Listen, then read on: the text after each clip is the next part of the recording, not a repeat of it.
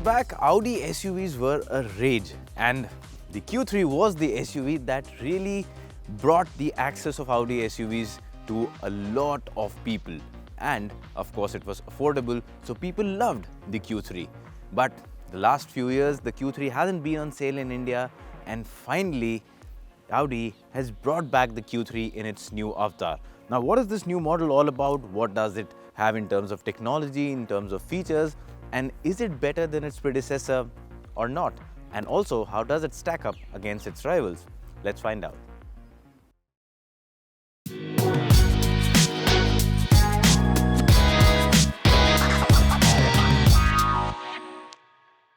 Alright, ladies and gentlemen, now let's talk about the performance and other features of the new Q3. But before we start doing that, please do subscribe to the channel and hit that little bell icon so you can stay updated to all of our forthcoming videos. And if you like this video, do share it as well.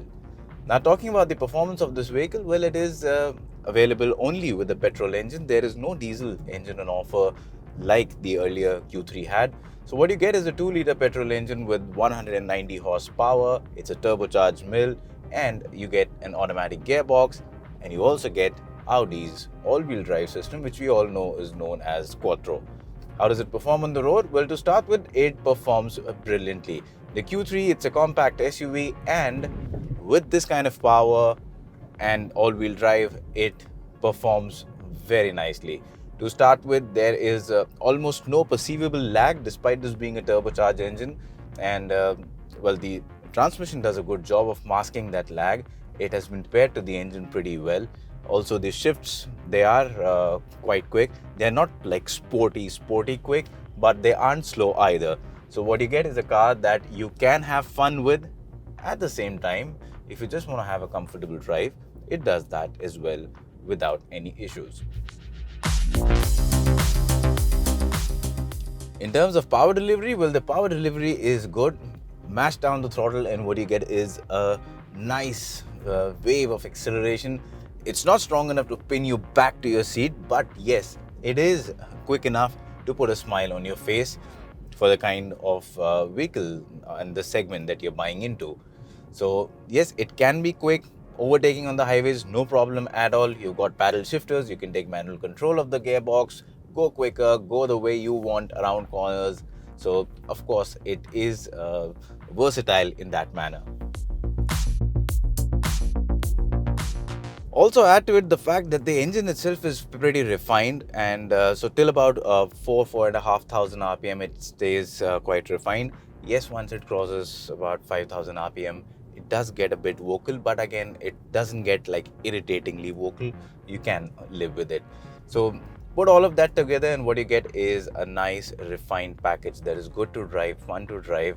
At the same time, when you talk about handling, well, it's got Quattro, so it doesn't really mind being pushed around corners. You can attack corners at a fairly high speed.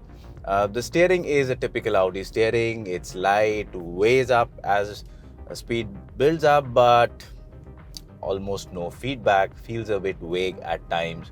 But again, I think there's no point in complaining about it. That's pretty much how the steering in most Audi cars are.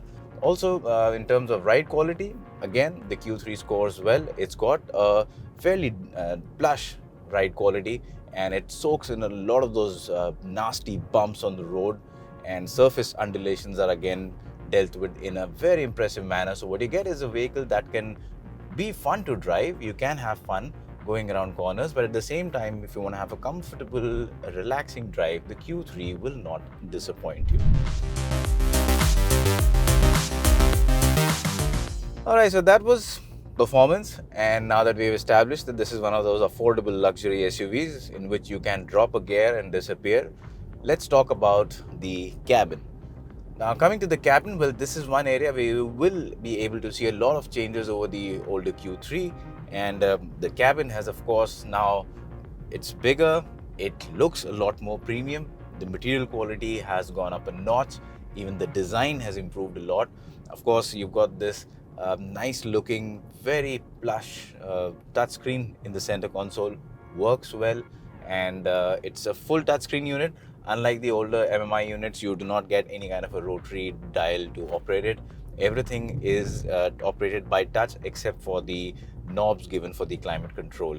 You get Android Auto, Apple CarPlay, there's inbuilt navigation, and the instrument cluster, again, it's fully digital and it works well. You can customize it, you can see a lot of information on it.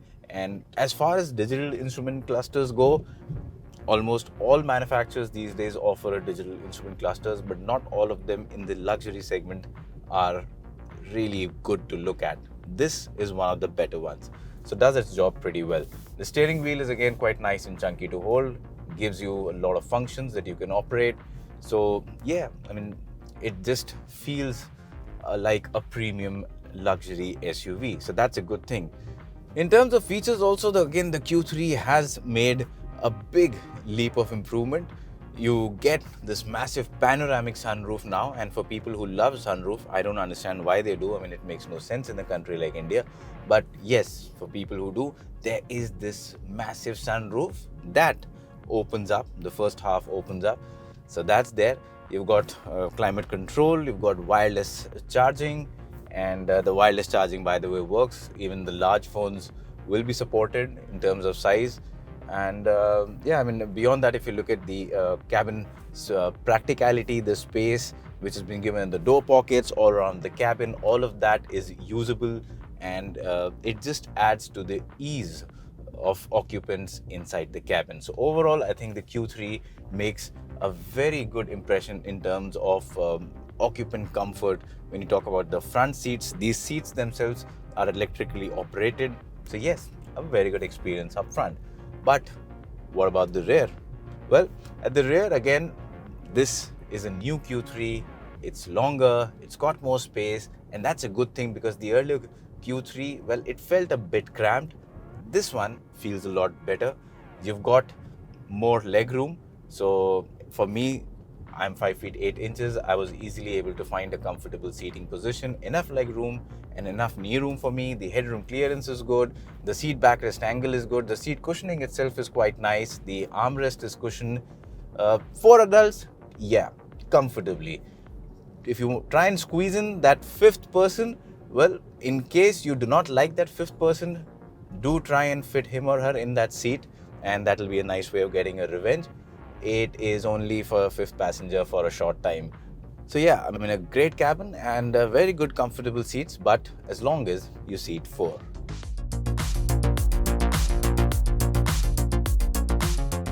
So now that we're done with the inside part, let's talk about the outside part. And the design is the first thing that any buyer would interact with. So design, well, again, the Q3 has improved a lot. It definitely looks a lot more mature, bigger, wider. Its road stance has improved in leaps and bounds when you compare it to the older Q3. It just looks like a bigger SUV. It is bigger in terms of dimension, but it looks bigger than it has actually grown in terms of size. So yeah, I mean, that's a very good thing. It also is sharper than its predecessor. Now, if you look up front, the sleek LED lights, the DRL design, the grille, the wide grille that has been given up front. Then if you look at the sharp angles all through the bumper, even the creases on the hood. If you look at the side, the character lines, the alloy wheels, the tail lamps, the tailgate, all of it bears a very sleek and sharp design. So all of it looks good. The one thing though that could have been better is the tire profile. I think the tire profile is a bit too high for my liking. It just takes away some of the dynamic stance of the car. Maybe a slightly slimmer profile would have done wonders to the side stance of the car. But again, that has its own benefit in terms of ride quality and also safety of the tires on the roads that we have in our country.